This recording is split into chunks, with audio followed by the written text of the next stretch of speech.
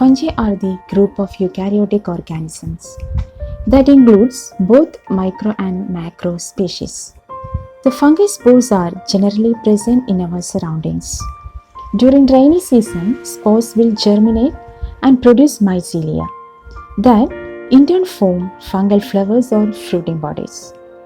Fruiting bodies contain spores for reproduction.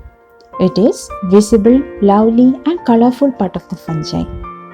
Fruiting bodies have different shapes and colors that attracts everyone. Some of them are edible and others are poisonous.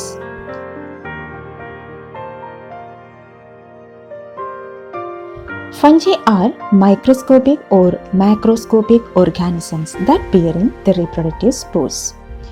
The spores produced on the filamentous heterotrophic thallus. We have a well-defined branch of science, that is mycology, that deals with the scientific study of fungal species.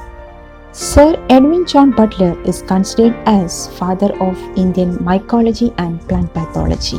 The fungal species are the major decomposers of biosphere that enable the recycling of mineral nutrients. This decomposition maintains our ecosystem balance. The kingdom fungi includes more than 1 lakh known species. Moreover, we have to identify a lot of unknown species from our wide world. The members are widely distributed all over the world. The members flourish under suitable environmental conditions like moisture and temperature. The species have variety of habitats including terrestrial, aquatic, epiphytic or parasitic. The vegetative fungal body is thalloid in nature, but unicellular fungi is also present. Best example yeast, that is Saccharomyces cerevisiae. Thallus is composed of filamentous and tubular units called hyphae. Hyphae may be septate or aseptate. Septate hyphae present in advanced fungi, but aseptate hyphae present in lower fungi. These hyphae are intermingled to form a mass that form the vegetative fungal body. The mass of hyphae is the mycelium. The mycelium may be holocarpic or eucarpic in nature. The fungal cell wall consists either fungal cellulose or chitin or both. One of the interesting feature that is lamesons that present in the plasma membrane. The photosynthetic pigments totally absent in fungi, so heterotrophic in nature. Some species have absorptive type of nutrition. For multiplication of thallus, 3 types of reproductive methods are present in fungi. First one is vegetative method. It is possible by fission, fragmentation and budding. Formation of aplanospores, conidia and chlamydospores includes in asexual methods. The last method is sexual cycle that includes sporogenesis, plasmogamy, karyogamy and meiosis. It maintains the genetic stability and induces genetic variations. It is the time to discuss the vegetative structure of fungus in detail. The vegetative fungal body is haploid in nature and it is thallus form. Based on the nature of the thallus, the fungi can be divided into 2 groups. First one Myxomycota and the second one Eumycota. Myxomycota comprises the slime molds. Here, the thallus is not cellular, but it is naked, amoeboid and sinusoidal. In this group, the cell wall absent and a large number of nuclei present in protoplasmic mass. In contrast, the Eumycota members have cellular thallus. It may be mycelial or non-mycelial. Non-mycelial thallus is simple and unicellular, but mycelial thallus is multicellular filamentous network. Interestingly, some fungi are dimorphic in nature, that is, non-mycelial thallus at one stage and mycelial thallus at other stage. Both holocarpic and eucarpic mycelium present among the species. In holocarpic type, the whole mycelium can be transformed into reproductive structure, but eukaryotic type, only one portion transformed to reproductive structures. Hyphae are aseptate in lower fungi and the protoplasm is sinusoidal. Septate hyphae present in higher fungi, which are multicellular with septa between adjacent cells. Each cell in the hyphae may be uninucleate, binucleate, or multinucleate. The septa with pores maintain the protoplasmic continuity, which helps for nutrient transportation. Pores on the septa may be simple or complex. In the figure, we can easily understand the differences between simple and complex pores. Simple pores present in lower fungi, while complex pores in higher fungi. The complex pore is otherwise called dolypore. The cap-like double membrane on each side of dolypore is the parenthesome. This type of dolypore is common in Basidiomycotina. Finally, we can say there are two types of hyphae, that is vegetative and reproductive. Next, we are going to the cell structure of fungi.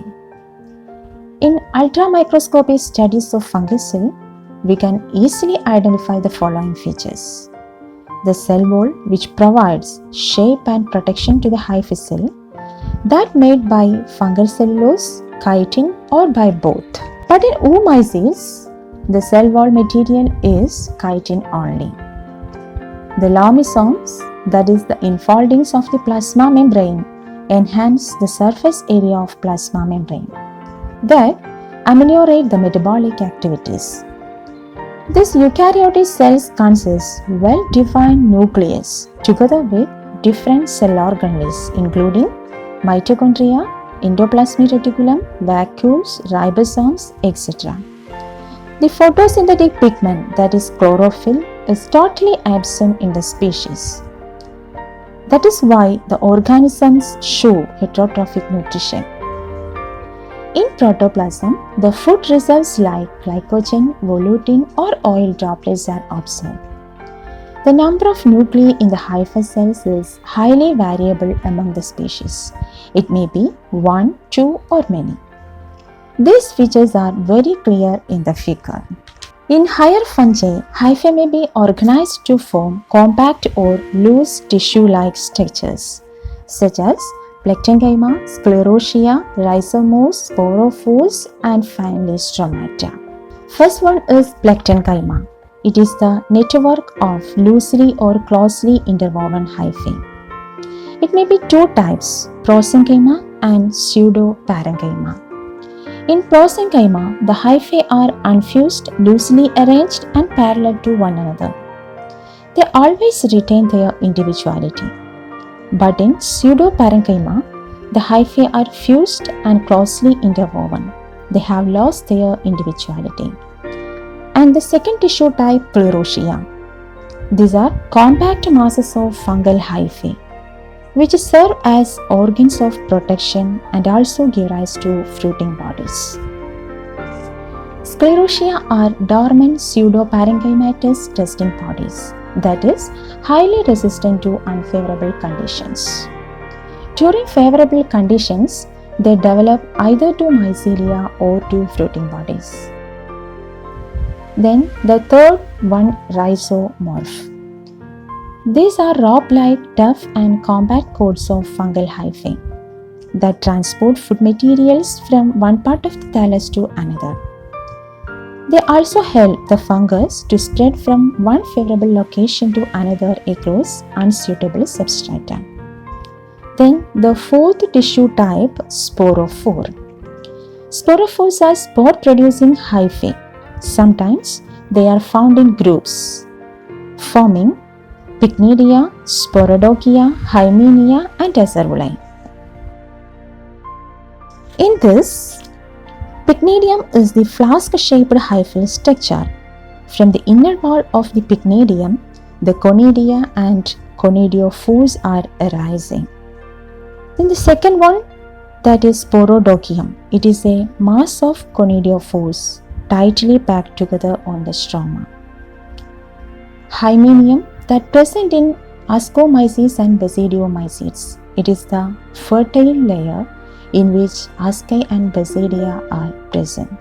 The final one, that is acerulae, it is the saucer-shaped compact mass of hyphae that bearing conidiophores and conidia.